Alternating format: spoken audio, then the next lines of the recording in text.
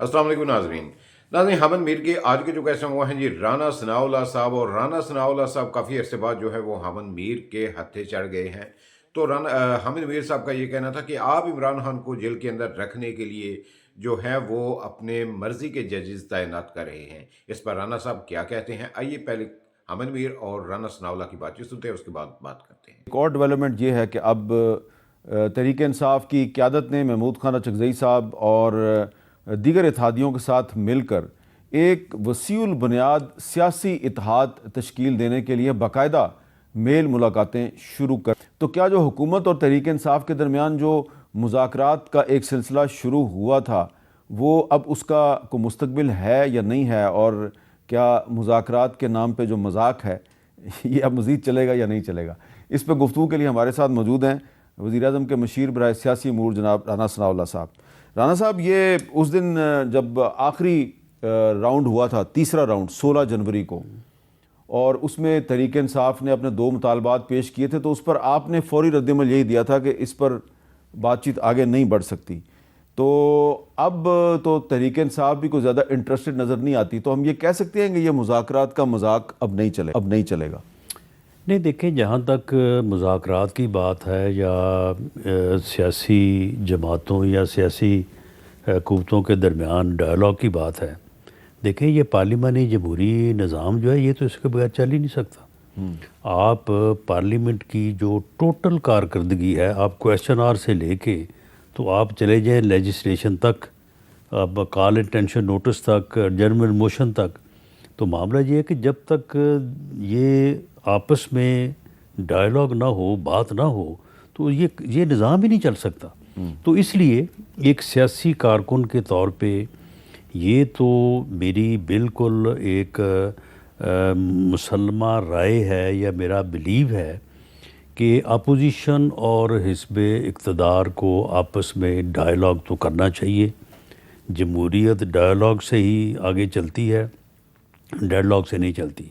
जब हम अपोजिशन में थे उस वक्त भी इनको कहते थे कि हम आपके साथ बैठने को, बात करने को तैयार हैं। उस वक्त भी ये कहते थे कि नहीं जी, हमने आपसे बात नहीं करनी। हमारा आज भी मौक़िफ़ यही है।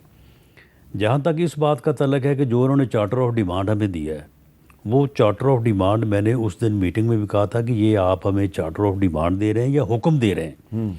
इन्होंने चार्टर ऑफ डिमांड हमें दिया और कहा कि जी ये हमारा ये डिमांड है, इसके ऊपर आप जुडिशल कमीशन बनाएं तो फिर हम आपसे अगली मीटिंग करेंगे, वरना मीटिंग नहीं करेंगे। तो जब हमने इनसे कहा कि जनाब ये चार्टर ऑफ डिमांड आपने हमें दिया है तो इसका जवाब तो हमसे लेना, नेक्स्ट मीटिंग में इसी तरह से इन ब्लैक एंड वाइट इसका जवाब हम आपको देंगे। उसके बाद फिर आपका चार्टर ऑफ डिमांड है, हमारा चार्टर ऑफ अपना जो है वो जवाब होगा, उसके ऊपर बैठ के बात कर लेंगे। तो इन्होंने कहा कि जी हमें इजाज़त नहीं है इमरान खान साहब की तरफ से कि हम आपसे अगली मीटिंग करें। तो फिर आप ऐसा करें कि आप हमें एक और मीटिंग हमारी करवाएं बानी पीटीआई से, तो हम उनसे फिर इजाज़त ले लेंगे, तो फिर हम आपके साथ अगली मीटिंग करेंगे। हम अब इनकी मीटिंग भी करवा रहे हैं और उसके बाद हमने एक सब कमेटी बनाई है। वो सब कमेटी जो है वो इनके एक एक लफ्ज़ और एक एक इनके पॉइंट का जवाब तैयार कर रही है। नेक्स्ट मीटिंग में हम इनको वो जवाब इनकी खिदमत में जो है वो पेश करेंगे, उसके ऊपर फिर बैठ के बात करना। तो ये जो नेक्स्ट मीटिंग है ये कब तक एक्सपेक्टेड है? ये 28 तारीख को, ये उस दिन भी बात हुई थी कि 7 वर्किंग डे के बाद हम आपसे मीटिंग करेंगे। वो 28 तारीख को 7 वर्किंग डे पूरे होते हैं। उस दिन हम स्पीकर से रिक्वेस्ट करेंगे कि वो मीटिंग बुलाएं और उसका जवाब जो है वो इन अकॉर्डेंस विद लॉ होगा। जो उसमें नकात हैं उनका कानून के मुताबिक जो जवाब है वो बिल्कुल उसके मुताबिक जो है वो हम जवाब इनकी खिदमत में पेश करेंगे। और रही बात ये कि मुज़ाकरात नहीं करने, ये तो करने ही पड़ने हैं। बात जब भी तय होनी है बैठ के ही होनी है, टेबल पे ही होनी है। आप मुझे बताएं कि ये जो पिछले 10 माह गुजरे हैं, 11, ये जब से हुकूमत बनी है, तो ये रोज़ स्पीकर चैम्बर में बैठ के हमारे साथ बात नहीं करते। यानी जितनी दफ़ा मेरे साथ उनकी मीटिंग्स हुई हैं उसी को आप जो है वो काउंट कर लें। बाकी तो चलो बाकी मीटिंगें कुछ मेरे अलावा भी हुई होंगी। अच्छा, आपके बारे में ऑफ द रिकॉर्ड उनका जो मौक़िफ़ है वो बड़ा पॉजिटिव है।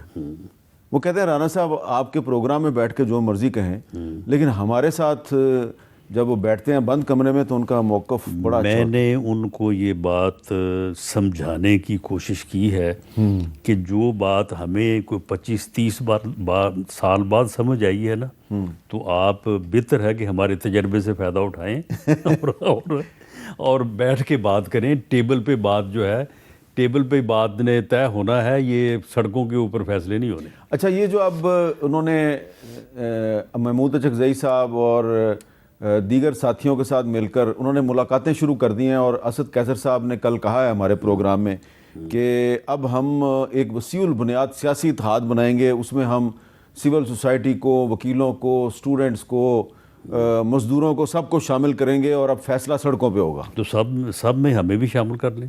اچھا، آپ بھی، لیکن ایجنڈا معاملہ یہ ہے کہ ہم کوئی پی ایم ایل این کی گورنمنٹ تو نہیں ہے نا. ہمارے ساتھ بھی اس وقت بھی جو ہے وہ، یعنی اب ہماری الائی پارٹی لے لیں تو یہ بھی ایک کولیشن گورنمنٹ ہے. تو معاملہ یہ ہے کہ ان جماعتوں کے ساتھ جو ہے وہ کیوں نہیں بات کرتے، ان کے ساتھ بھی بات کریں. باقی انہوں نے سارے جہان سے بات کرنی ہے تو ان کے ساتھ کیوں نہیں بات کرنی. وہ کہتے ہیں جی اب ہمارا ایجنڈا جو ہے وہ یہ ہے کہ ہم نے پاکستان میں جو 1973 کا کانسٹیٹیوشن ہے اس کو لیٹر اینڈ اسپرٹ میں ریسٹور کروانا ہے، کیونکہ وہ معطل ہو گیا ہوا. یعنی اسٹیبلشمنٹ سے بات کر کے، یہ یعنی تو اس کانسٹیٹیوشن کے مطابق وہ ساری دنیا سے بات کر سکتے ہیں، اسٹیبلشمنٹ بھی کے ساتھ بھی کر سکتے ہیں، ہمارے ساتھ نہیں کر سکتے. اچھا، اب جو آپ نے ان کا قصہ چھیڑ ہی دیا اسٹیبلشمنٹ کا، تو یہ جو ایک میٹنگ ہوئی ہے اس کے بارے میں گور صاحب تو یہی کہتے ہیں جی سیکورٹی ایشوز پہ میٹنگ ہوئی تھی، لیکن سب کو پتہ ہے کہ میٹنگ میں اور بھی بہت سی باتیں ہوئی ہیں. تو یہ آپ کو نہیں لگتا کہ ایک طرف سیاسی حکومت سے مذاکرات، دوسری طرف سیکورٹی اسٹیبلشمنٹ سے مذاکرات، تو ایک ہی وقت میں دو چینل نہیں کھولنے چاہیے؟ دیکھیں میر صاحب، ہمیں بھی اس یعنی جو ہے وہ سائڈ پہ، یعنی آپ سمجھ لیں کہ یعنی 25-30 سال ایک عمر کا ایک حصہ ہوتا ہے. معاملہ یہ ہے کہ اس وقت جو اسٹیبلشمنٹ کی لیڈرشپ ہے اس کا کوئی پرسنل ایجنڈا نہیں ہے. اگر اس کا پرسنل ایجنڈا ہو تو یہ ٹی وی پہ جو ہے نا، یہ 24 میں سے 22 گھنٹے جو ہے نا آپ ان کی تقاریر سنیں اور ان کی جو ہے وہ باتیں ہو رہی ہوں. ان کا کوئی پرسنل ایجنڈا نہیں ہے. اور معاملہ یہ ہے کہ اگر پولیٹیکل فورسز، سیاسی جماعتیں اگر بیٹھ کے سیاسی معاملات کو کسی ڈھنگ سے طے کر لیں تو ان کی طرف سے بالکل قطعاً کوئی ایسی مداخلت نہیں ہوگی جس طرح سے پہلے ہوتا رہا ہے کہ سیاسی قوتوں کو اکٹھا نہیں ہونے دیا، لڑا کے رکھا، اور کبھی ایک طرف کو حمایت کر کے دوسری طرف کو، اور دوسری طرف حمایت کر کے پہلی طرف کو. یہ معاملہ جو ہے اس وقت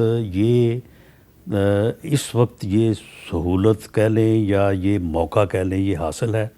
اس کے باوجود اگر سیاسی جماعتوں نے آپس میں لڑ کے جو ہے وہ اسی صورت کو جو ہے وہ آگے بڑھایا تو اس سے میں سمجھتا ہوں کہ اس ملک میں سیاسی طور پہ بھی نقصان ہوگا، اور معاشی طور پہ تو آپ دیکھ ہی رہے ہیں کہ ملک جو ہے وہ کس حال کو پہنچ چکا ہے.